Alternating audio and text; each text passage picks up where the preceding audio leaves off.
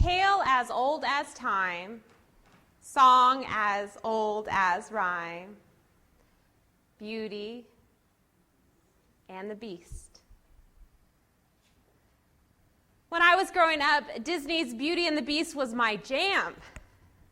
Back in the day, I had a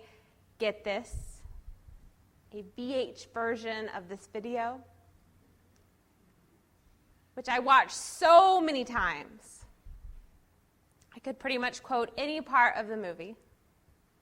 I remember Clogsworth thinking that he was so punny by saying, "If it is not Baroque, don't fix it."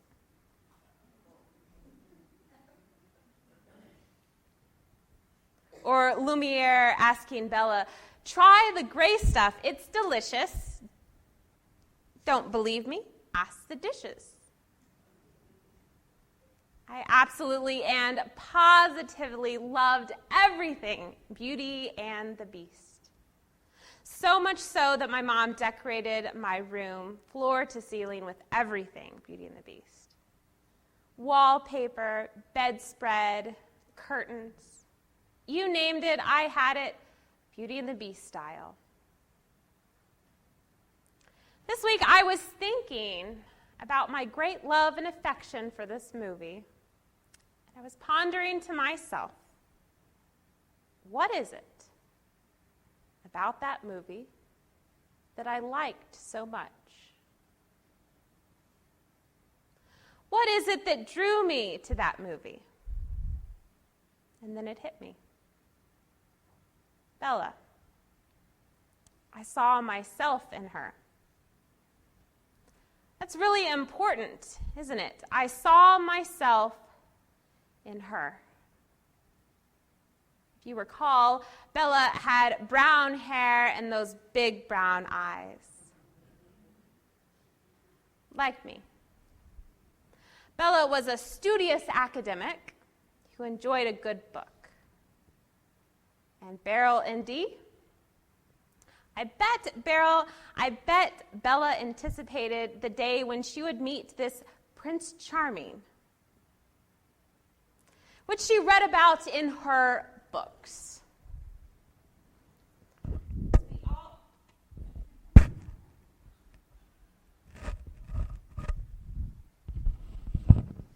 Which we all know that Gaston was definitely not her type. It's a powerful thing to hear a story and to find the characters that you identify with. It's a powerful thing when you see yourself through another's eyes. Many times I think we take this simple fact for granted because it happens so naturally. When I tell you guys stories, I try my best to think of things that you can relate to, be it being on a bad date or trying to break a bad habit like caffeine. Some way, we all find some way to relate to the stories. But the problem comes, though, when you hear a story and you can't relate to it. When you can't see yourself in the characters. I believe that can be a real hindrance in today's passage. For many of us, we can't relate. The story of these two guys. One is very, very rich. So much so that he sports only the finest of couture. Louis Vuitton, Gucci, Chanel. Those are his everyday clothes. You know, the ones you just lounge around in. I like to go bargain shopping and sport my thrift store finds to church. I can't relate to this rich man. Can you? Our passage says that the rich man feasted scrumptiously every day. Now, I can cook a mean pork liver casserole, and it tastes pretty good to me. But it's no steak from Tony D's in Rochester, that's for sure. I've only had that scrumptious steak only a couple times, and sadly it will be the last. And the times that I've enjoyed that steak, it's only been on very, very, very special occasions. I just can't relate to eating that caliber of food every day. Can you? In our story, we have this very poor man named Lazarus. And Lazarus was so poor that he lacked basic medical care. Forget HMOs and PPOs. Lazarus couldn't even afford basic Band-Aids for his boo-boos. The dogs just came and licked his sores. There was a time after seminary when I went without health insurance. But even then, I could still afford a box of generic Band-Aids. I just can't relate. Can you? The poor man, Lazarus, was so poor that he could not afford food. He longed to satisfy his hunger. He longed for the crumbs that fell from another man's plate. I've missed a meal because I've been too busy. I've missed a meal because I was fasting for a medical procedure or getting your blood drawn. But I've never gone hungry because I did not have access to food. I just can't relate. Can you? Both of these guys were on the polar opposite of the spectrum. They were on two different sides.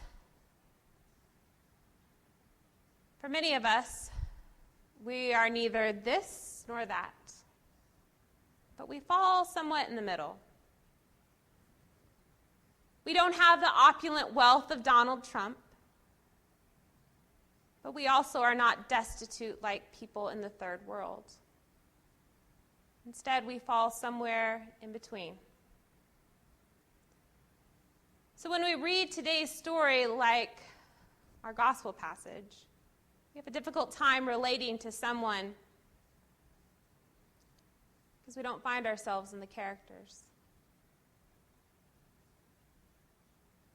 But even though it is hard to relate, it doesn't mean that it's impossible. It just means that we have to work maybe just a little harder and put in just a little bit more effort.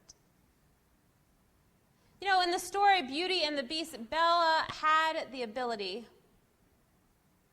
to relate to the beast, while the rest of the townspeople were scared of him and had been written off as being a part of the community. But Bella did not. She befriended this unknown other, and you could say that she bridged the gap between her community and this unknown monster that they couldn't relate to. At this church, we have so many compassion missions that we do.